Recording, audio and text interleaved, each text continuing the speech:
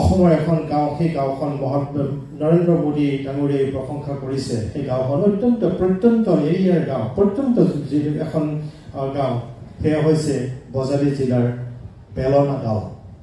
এটা হাতচাপৰি কিন্তু সেই সকল ব্যক্তিৰ কাৰণে হ'ব লাগে। আৰু সেই গাঁওখনৰ সেই উদ্যমী যুৱকজনৰ নাম হৈছে জিতুমণি ৰয়। আৰু সেই জিতুমণি ৰয়ৰ উদ্যমত এটা অনুষ্ঠান কৰি তেওঁলোকে সেই গাঁওখন পৰিষ্কাৰ কৰি তোলাৰ যি উদ্যম লৈছিলে, সেই উদ্যমৰ আজি আমি সমভাগী হ'ব বিচাৰিছোঁ। আমি আশা কৰিছোঁ যে সেই গাঁওখনক, আমি ভাবিছোঁ যে সেই গাঁওখনক এটা উচ্চ সন্মান দিয়াটোৰ প্ৰয়োজন। আৰু মই মোৰ বন্ধুসকলক অনুৰোধ জনাইছোঁ, টুটুল মানৱ ক'ত আছে, টুটুল মানৱক অনুৰোধ জনাইছোঁ তেওঁলোকক আদৰি আনিব লাগে। আৰু আনি এই বাৰ্তাটো সকলোৱে দিবনে?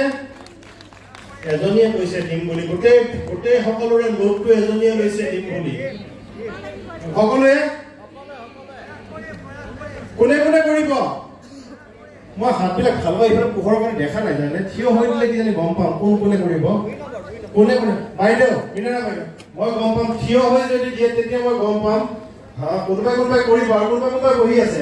কি হয় হৈ থাকিব, লেতেৰা হৈ থাকক মোৰ গাঁও, কোনো কথা নাই। নহয় জানো? বঢ়িয়া। আপোনালোকে অহা বছৰত সংস্কাৰ ধ্বনি স্বচ্ছতা বঁটা আপোনালোকৰ গাঁওখনলৈ যাব পাৰে নেকি? চেষ্টা কৰিবচোন। কৰিবনে?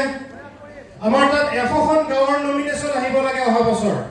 আৰু আমি এইবাৰ এটা শক্তিশালী এখন বাছনি কমিটি এটা বনাম।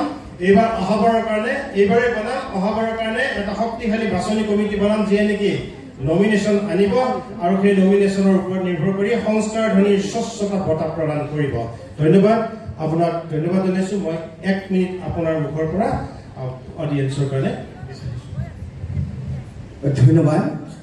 আমাৰ ইয়াত শ্ৰীমন্ত শংকৰদেৱ আন্তৰ্জাতিক প্ৰেক্ষাগৃহত উপস্থিত থকা প্ৰতিজন সমাজকৰ্মী, সমাজ সেৱকলৈ আন্তৰিক ধন্যবাদ জ্ঞাপন কৰিছোঁ আৰু তেওঁলোকৰ চৰণত মই এটা সেৱা গ্ৰহণ কৰিছোঁ।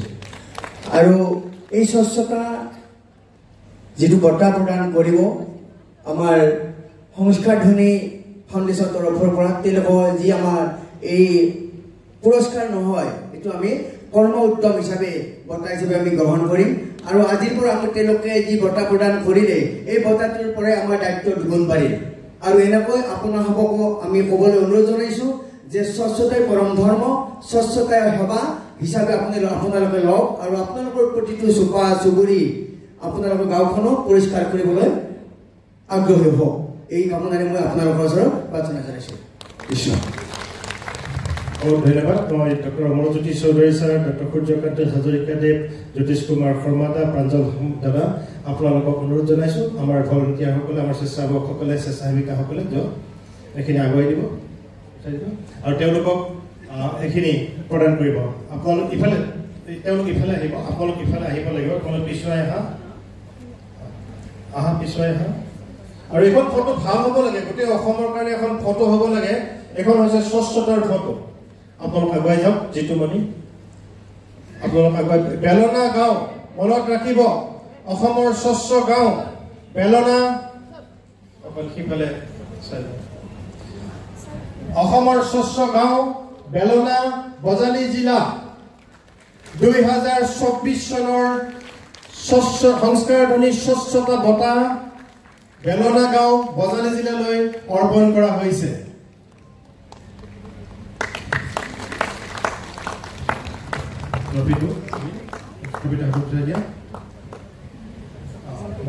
শিলখন হাতত উঠাই দিব, শিলখন হাতত উঠাই দিব।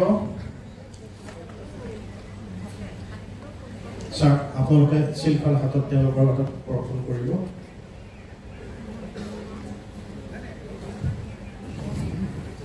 আমি সংস্কাৰ ধ্বনি ফাউণ্ডেশ্যনে বৰ বেছি বঁটা নিদিওঁ, এটা দুটাই থাকে।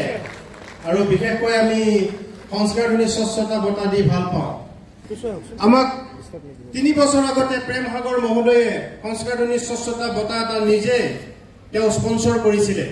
এইজন মানুহে, আৰু মই কওঁ এখেতে কি কাম কৰে আমি কৈ ভাল পাওঁ। তেখেতে ৰঙৰ মিস্ত্ৰীৰ কাম কৰে, ৰঙৰ কাম কৰে।